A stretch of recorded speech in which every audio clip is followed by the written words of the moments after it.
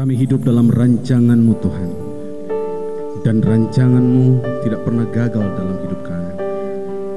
Terima kasih buat anugerah-Mu yang luar biasa, dan kami bersyukur atas apa yang telah Tuhan kerjakan. Haleluya. Hidupku menggenapi firman-Mu, tanda mujizat sertai tiap langkahku. Kau bersamaku, di dalamku, jadi bukti kebesaran-Mu.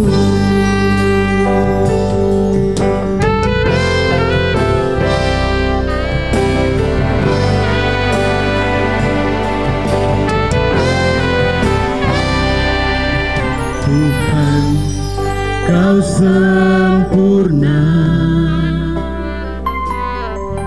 dalam rencana-Mu dan karya-Mu. Ku serahkan hidupku, murnikan dengan Roh-Mu. Tuhan, Kau sempurna dalam rencana-Mu dan karya-Mu. Ku serahkan hidupku, murnikan dengan Roh-Mu. Hidupku menggenapi firman-Mu, tanda mujizat sertai tiap langkahku. Kau bersamaku, di dalamku, jadi bukti kebesaran-Mu. Hidupku menggenapi firman-Mu, tanda mujizat sertai tiap langkahku. Kau bersamaku, di dalamku, jadi bukti kebesaran-Mu. Jadi bukti kebesaran-Mu. Jadi bukti kebesaran-Mu. Haleluya, kami menyembah-Mu Tuhan, karena Engkau baik, Engkau bukti kasih setia-Mu. Kau mati bagiku.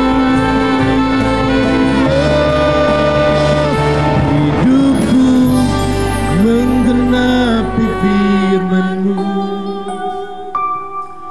tanda mujizat sertai tiap langkahku.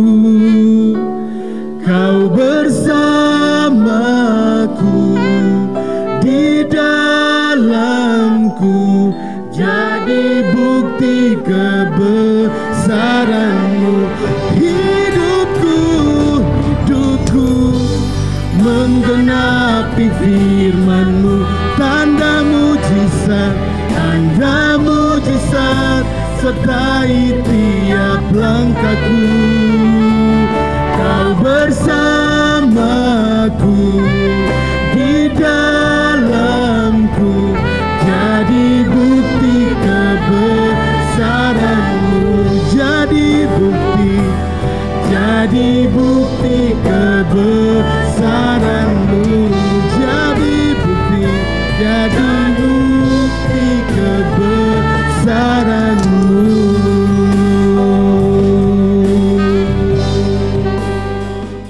Baik, puji Tuhan.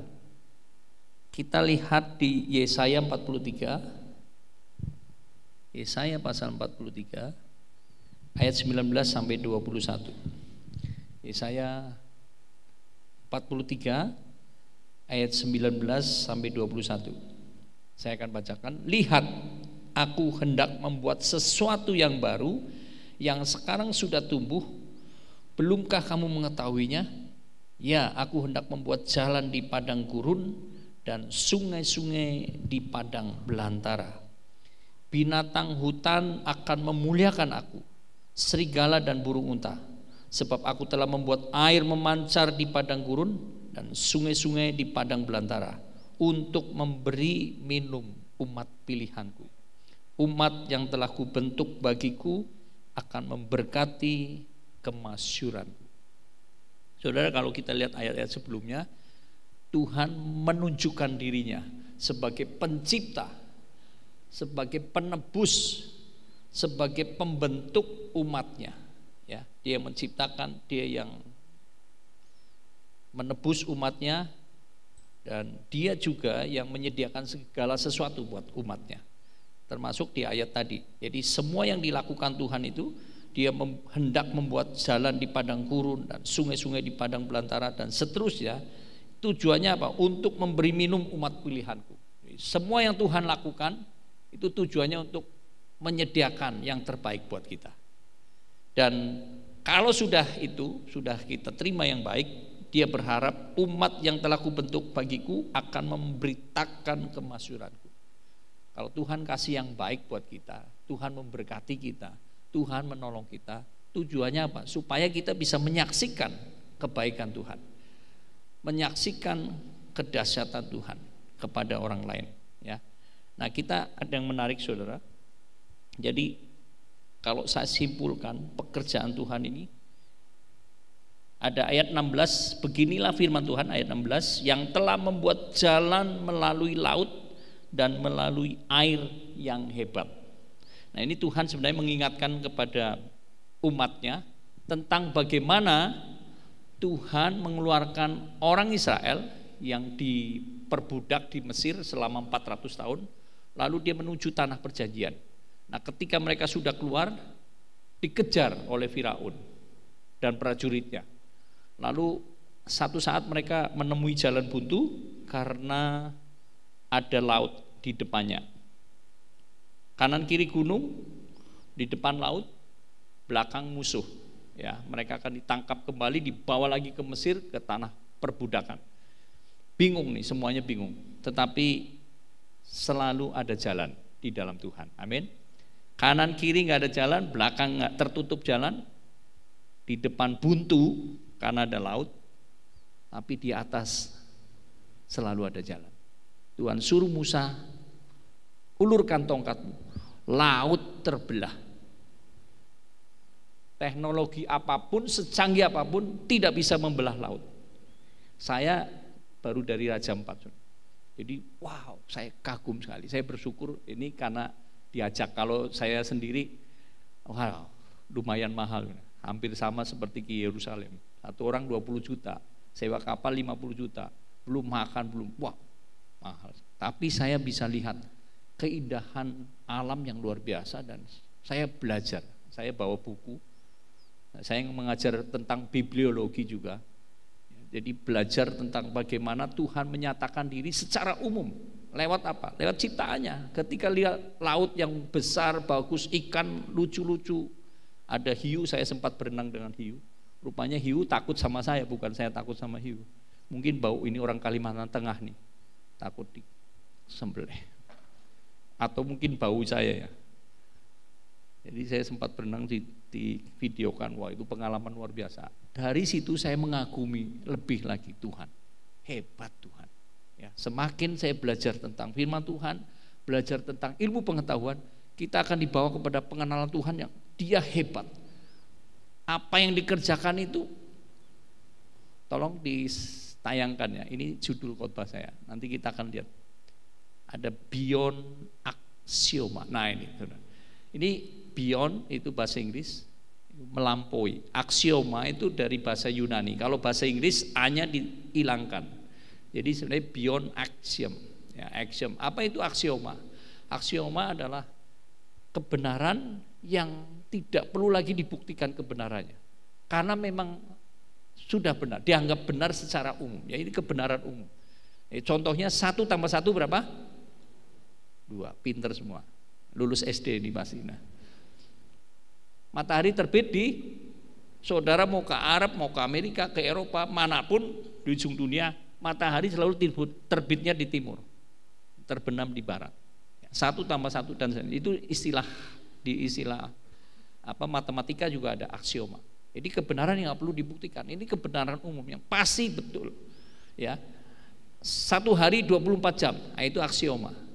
Kebenaran yang kita percaya itu betul. Tapi cara Tuhan bekerja ada kalanya melampaui aksioma. Kebenaran-kebenaran yang sudah pasti. Tuhan kadang bekerja melewati itu, melampaui, beyond logical, melampaui akal pikiran kita. Laut terbelah, gak mungkin. Itu beyond aksioma, itu kerjaannya Tuhan. Ya kalau kita istilahkan miracle ya, miracle itu mujizat. Tadi malam saya khotbah tentang perjamuan di Kana, ada air menjadi anggur, gak mungkin. Dalam hitungan detik air itu menjadi anggur dan anggur yang terbaik. Siapa yang bisa buat itu kalau bukan Tuhan?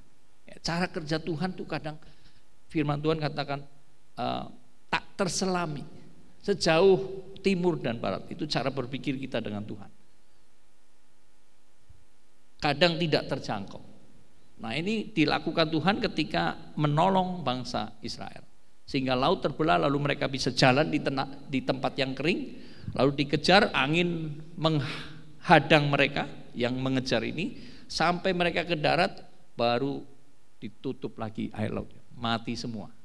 Firaun dan kereta-keretanya, prajuritnya mati semua. Itu kerjaan Tuhan, luar biasa. Jadi saudara kalau ngadapin jalan buntu, saudara dalam hidup saudara, soal keuangan, soal sakit, soal pekerjaan, soal anak dan seterusnya, saudara nggak perlu khawatir. Ingat Tuhan, Dia mampu melakukan jauh melebihi apa yang dapat kita pikirkan dan usahakan. Amin saudara. Itu Tuhan kita. Jadi ketika jalan buntu, ada waktunya Tuhan izinkan kita mengalami seperti Ayub. Ayub bangkrut dalam sehari. Hartanya habis semua, anaknya mati semua, istrinya tinggalkan dia, lalu saudara kerabat pegawainya tinggalkan dia semua, dan dia ditinggal dengan keadaan sakit yang parah. Tuhan izinkan itu. Tapi nanti pada akhirnya saudara lihat ada pemulihan, 2 kali lipat hartanya dikembalikan oleh Tuhan. Dengan cara dia menggerakkan, Tuhan gerakan kerabatnya, saudaranya untuk kasih emas, kasih barang-barang supaya akhirnya dia pekerjaannya dipulihkan. Ayub, dia seorang pebisnis hebat. Dia bisa kemudian mulai bisnis lagi, ternak lagi, dan akhirnya bisa 2 kali lipat kekayaannya. Cara Tuhan bekerja enggak masuk akal. Ayub, aku nih saleh. Dia ini tiap hari berdoa, dia beribadah sama Tuhan dengan setia. Tapi ngalami hal yang tidak enak. Kadang Tuhan izinkan itu dalam hidup saudara. Tapi akhirnya nanti, tadi malam saya bilang, selalu baik. Selalu yang terbaik yang Tuhan sediakan. Kalau belum baik, itu berarti belum selesai. Kalau saudara lagi sakit parah itu, kalau belum baik, berarti belum selesai Tuhan dengan kita. Bahkan mati pun, Paulus katakan, hidup adalah Kristus, mati adalah untung. Jadi salah satu kalau saudara ingin untung, mati aja. Orang Kristen kalau mati untung, serba untung. Siapa mau mati duluan silakan. Saya terserah Tuhan. Makin cepat sebenarnya makin baik. Itu Paulus, saya pingin ini segera. Jadi Tuhan izinkan kadang. Lalu ada lagi kadang Tuhan seolah-olah menarik kita. Ya, contoh Daud. Daud dia sudah diurapi jadi raja, umur 16-17 tahun. Tapi dia harus belasan tahun menunggu sampai benar-benar jadi raja secara de facto. Ya, dia sudah diurapi jadi raja, tapi belum. Dia masih diuber-uber Saul. Dia menghadapi Goliat yang besar. dia akhirnya nanti kumpul dengan penjahat-penjahat dan jadi pemimpin penjahat-penjahat itu. Gak enak. Mungkin Daud juga, ini saya udah diurapi raja, kok saya raja seperti ini, dikejar-kejar, kumpul dengan orang-orang penjahat-penjahat, orang-orang buangan. Tapi sebenarnya itu proses buat Daud supaya dia akhirnya nanti jadi pemimpin hebat. Dia bisa memimpin penjahat-penjahat. Apalagi nanti ketika jadi raja, dia pimpin orang-orang benar lebih mudah ketimbang pimpin orang jahat.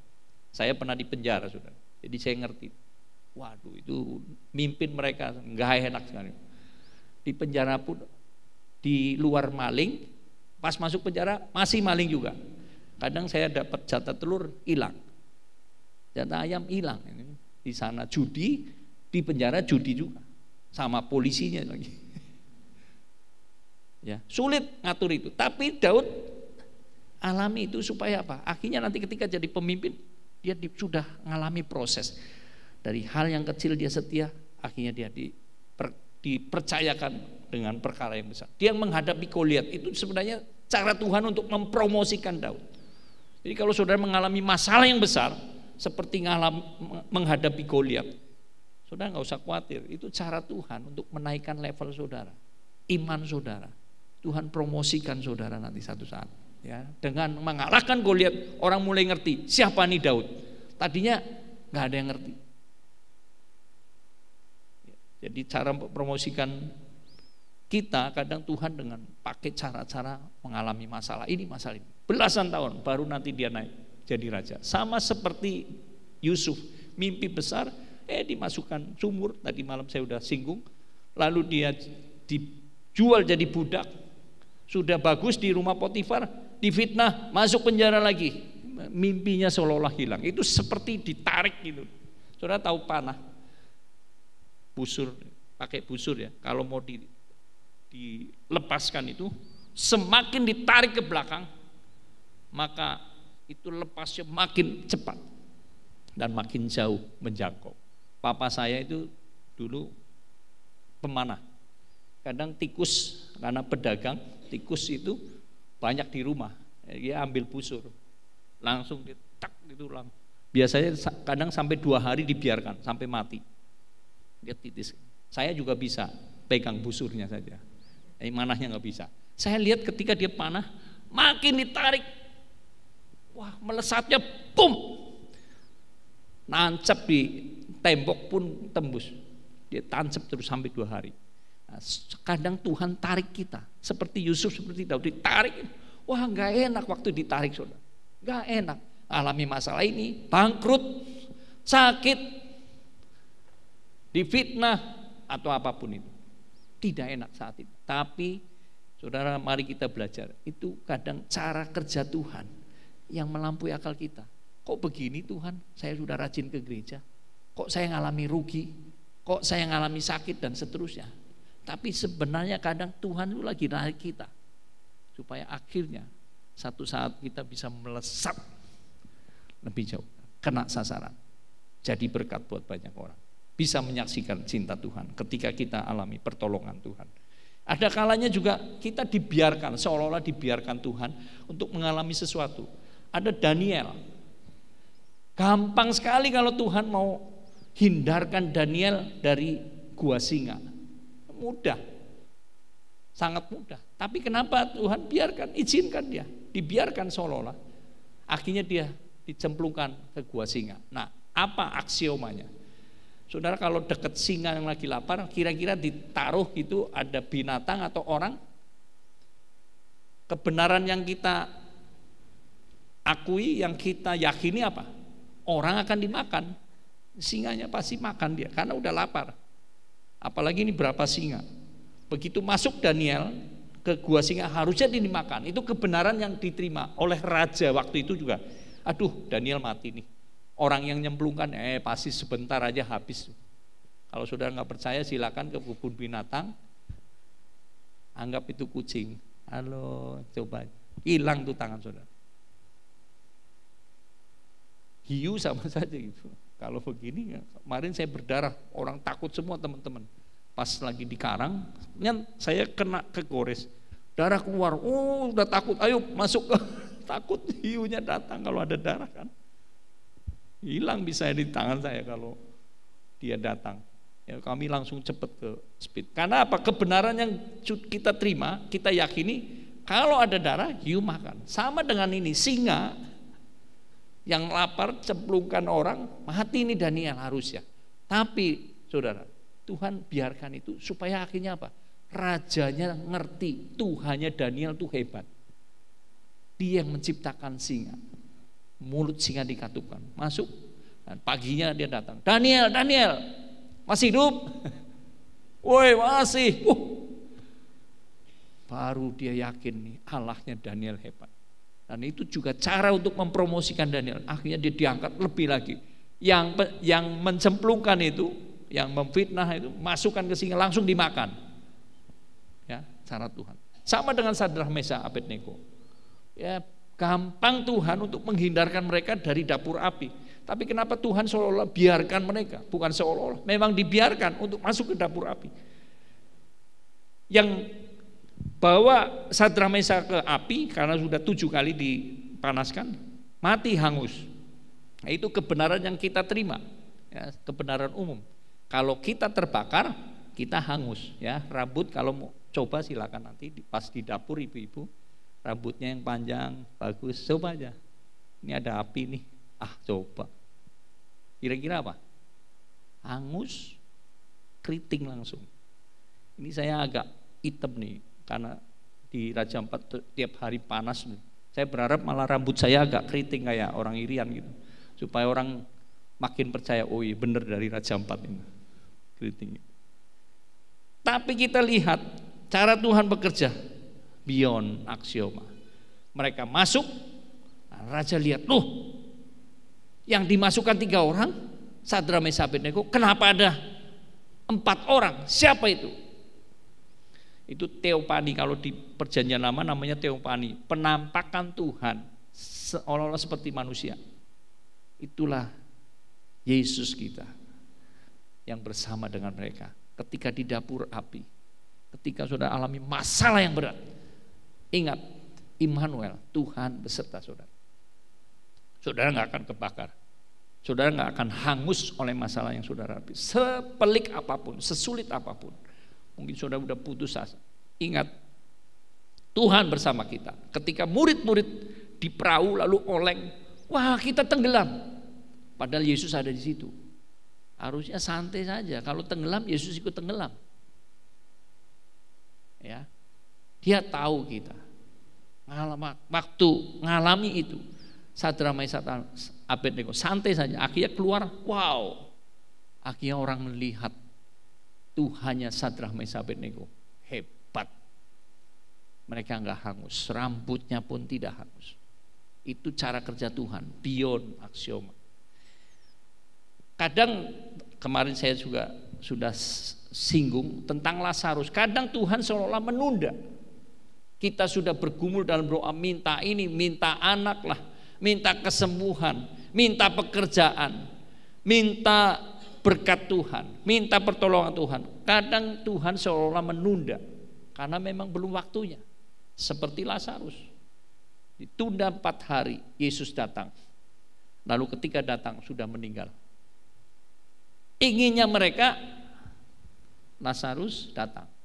Waktu Lazarus sakit, Yesus panggil langsung datang supaya sembuh. Tapi Tuhan seolah-olah tunda itu.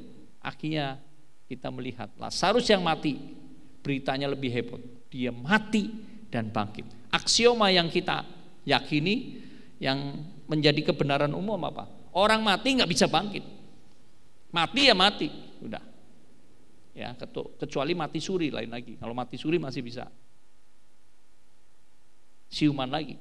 Kalau mati nggak akan bisa bangkit lagi. Tapi Tuhan Yesus tunjukkan kuasanya. Cara kerjanya beyond aksioma, melebihi dari kebenaran yang kita yakini. Lazarus yang sudah 4 hari, yang sudah bau, bisa bangkit lagi. Lazarus bangkit dan akhirnya dia bangkit. Beritanya lebih heboh ketimbang kalau Lazarus sakit sembuh. Lebih heboh, Lazarus mati tapi bangkit. Itu cara kerja Tuhan. Saudara, pernah saya satu waktu tidak ada lauk ya, tahun 98. Sore-sore, aduh Tuhan ini enggak makan apa nih sore. Nah di rumah itu ada jemaat dengan suami istri dengan anaknya. Lalu ada yang ikut saya, pendeta Samuel Napitupulu namanya.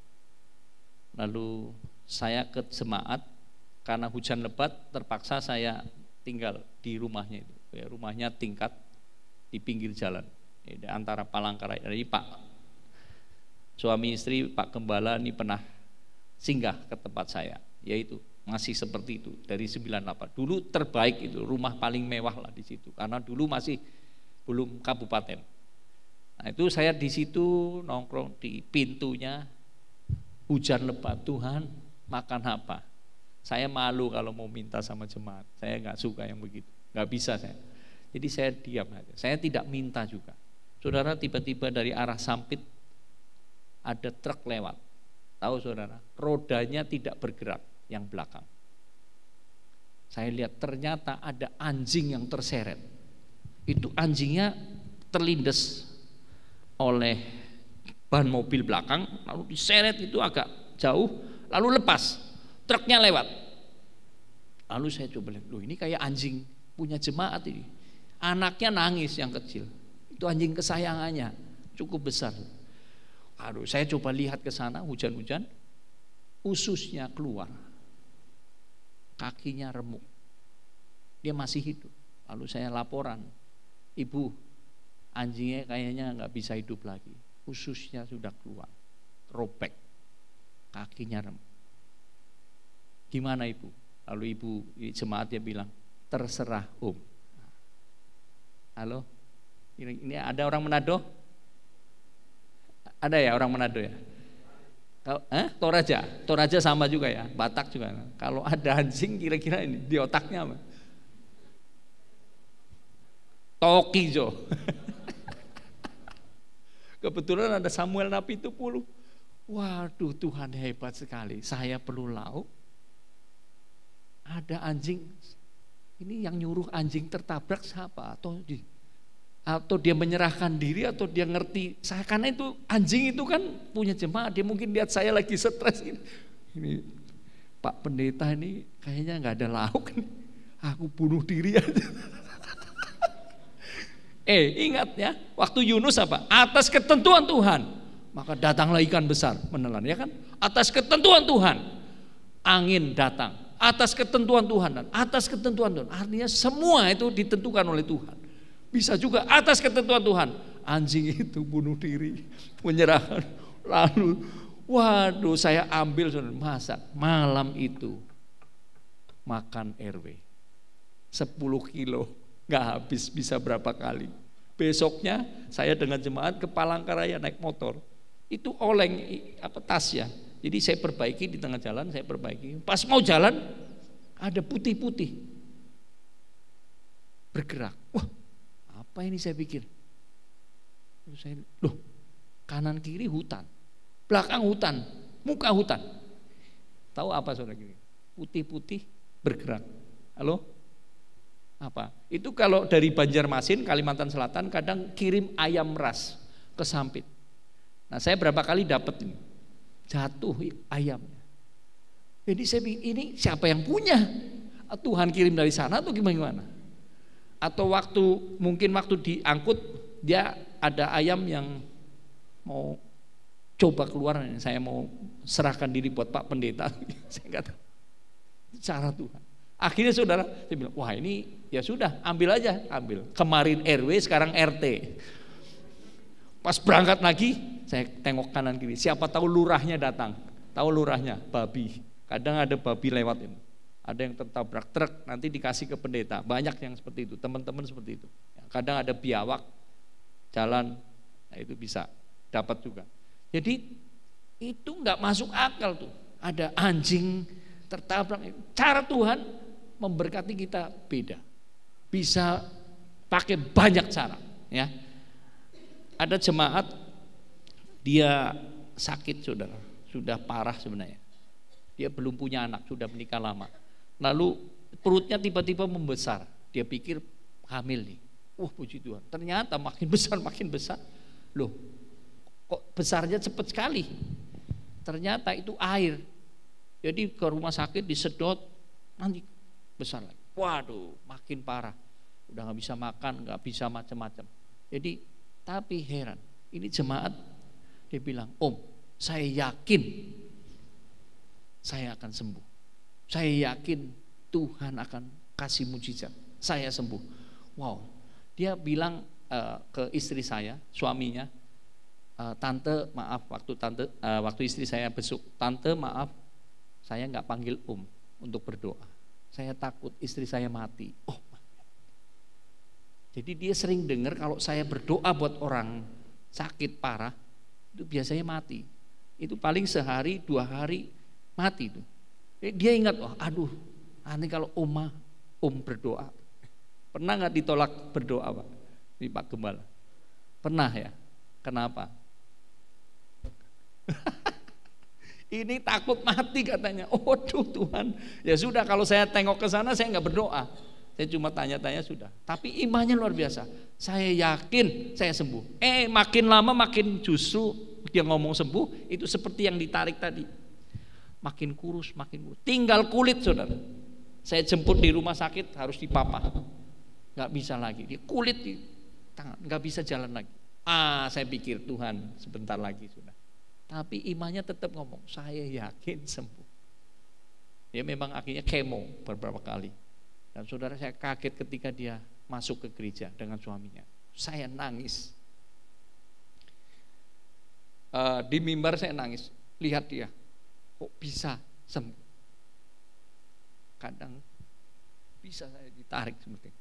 Gak enak saudara waktu ditarik. Sakit, habis duitnya. Akhirnya rumahnya dijual. Ya, tokonya dijual. Tapi dia tetap yakin, tetap setia sama Tuhan. Dia percaya Tuhan akan bekerja melebihi dokter, melebihi apa yang dia pikirkan. Dan akhirnya dia bisa alami kesembuhan. Hebat Tuhan kita. Ya, walaupun kadang ditarik. Nah saudara, ada jemaat juga, papanya sakit parah, lalu dia masuk UGD. Nah dia betul-betul sudah penyerahan. Saya enakan berdoa, tolong Om berdoa. Ya saya tahu aja. Ya pernah ada yang di Lampung, baru-baru ini di Lampung dia telepon saya juga, Om tolong berdoa buat nenek saya sakit. Oh ya saya tahu aja, berdoa. Besoknya Om terima kasih nenek sudah meninggal. Wah, nah ini harusnya lain kali kalau yang mau doa itu saya minta persembahan ini kan, rumah sakit mahal tiap hari. Nah ini papanya jemaat ini masuk UGD. Saya berdoa, penyerahan Tuhan saya serahkan sudah. Kalau memang mau meninggal, Tuhan ambil secepatnya. Kalau sembuh. Besoknya sembuh saudara. Waduh saya kaget.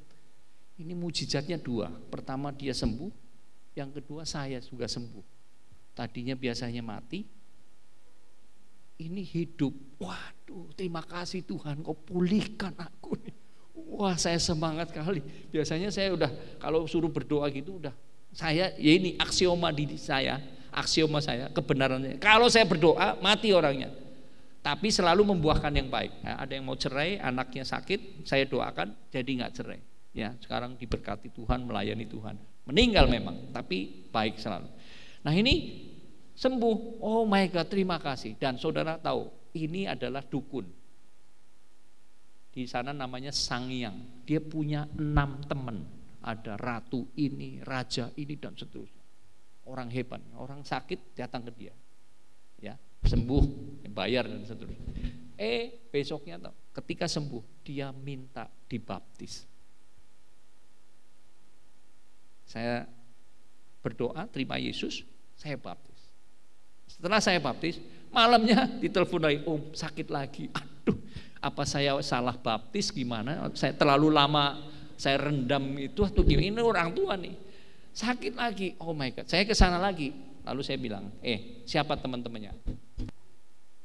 Teman-temannya semuanya ada 6. Saya bilang saya mau putuskan hari ini juga, saat ini juga. Saya sebutkan satunya. Tuhan saya putuskan hubungan Bapak ini dengan si ini 6. Udah dalam nama Yesus sudah. Begitu saya pulang saudara, ada anak yang ikut saya dari asrama, saya tanya, ikut. Langsung begitu sampai asrama, langsung kesurupan.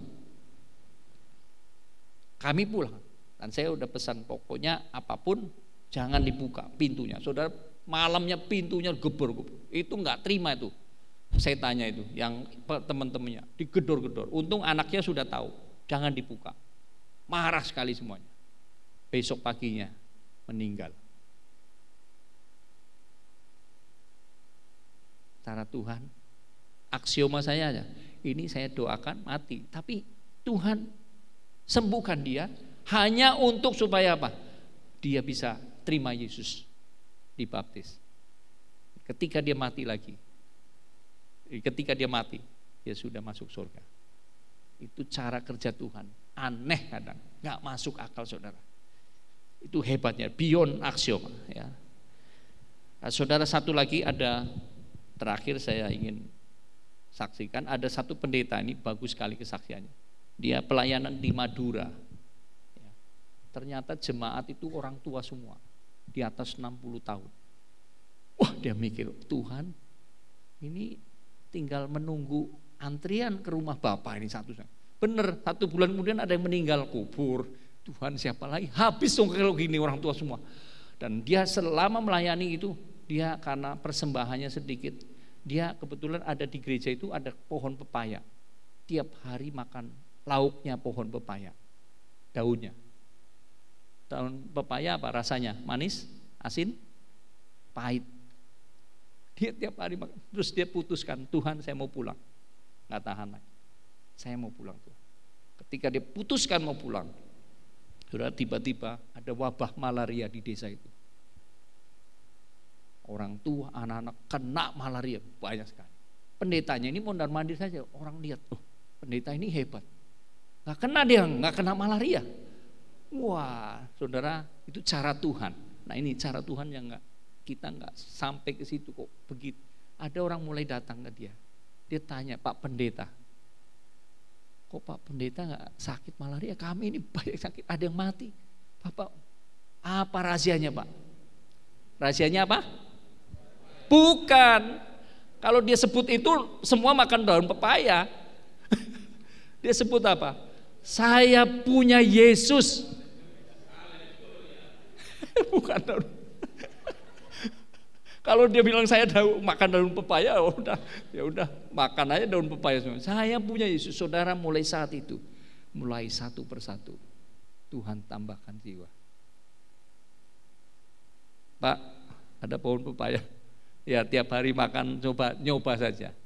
Siapa tahu ini jemaat antara dua, jemaat bertambah atau mensret. Cara Tuhan nggak masuk akal. Ya, tapi itu yang Tuhan lakukan. Sama seperti tadi ayat Yesaya 43. Dia hendak melakukan sesuatu yang baru. Dan saya mau katakan pada jam pagi hari sebelum saya terbang, saya nggak sampai selesai. Tuhan hendak lihat, Tuhan hendak membuat sesuatu yang baru dalam hidupmu yang sekarang sudah tumbuh. Nah, kalau biji ditanam, waktu tumbuh akarnya dia masuk, belum kelihatan. Dia kelihatan nanti kalau udah tumbuh. Saudara, apapun yang saudara alami sekarang, entah sakit apa, saudara atau kerabat mungkin, atau tetangga atau sahabat saudara alami sakit, atau mungkin sudah dalam masalah pekerjaan, keuangan, apapun itu, saudara yakini bahwa Tuhan sedang bekerja. Dia sedang membuat sesuatu yang baru, yang sekarang belum nampak, tapi Tuhan sudah kerjakan itu dalam hidup saudara. Itu perlu iman. Sama seperti Yesus katakan, kalau engkau punya iman seperti biji sesawi saja, maka dia akan tumbuh menjadi pohon yang besar. Kalau saudara punya iman, tanam di dalam Yesus, maka sesuatu terjadi. Mungkin sekarang belum kelihatan, tapi nanti akhirnya sudah mulai tumbuh. Sesuatu yang baru Tuhan sedang kerjakan di dalam hidupmu dan hidupku. Apapun itu, saya tidak tahu apa yang saudara alami. Saya percaya Dia sedang bekerja dalam hidup kita untuk menghasilkan sesuatu yang beyond aksiom, mujizat, Hal yang luar biasa yang belum pernah kita lihat, apa yang tidak pernah terlihat oleh mata, yang tidak pernah terdengar oleh telinga, yang tidak pernah timbul di hati, itu yang Tuhan sediakan buat kita. Saudara dan saya akan alami itu. Kalau saudara percaya pada Yesus, Dia akan melakukan beyond maksimal, hal-hal yang luar biasa dalam hidup kita.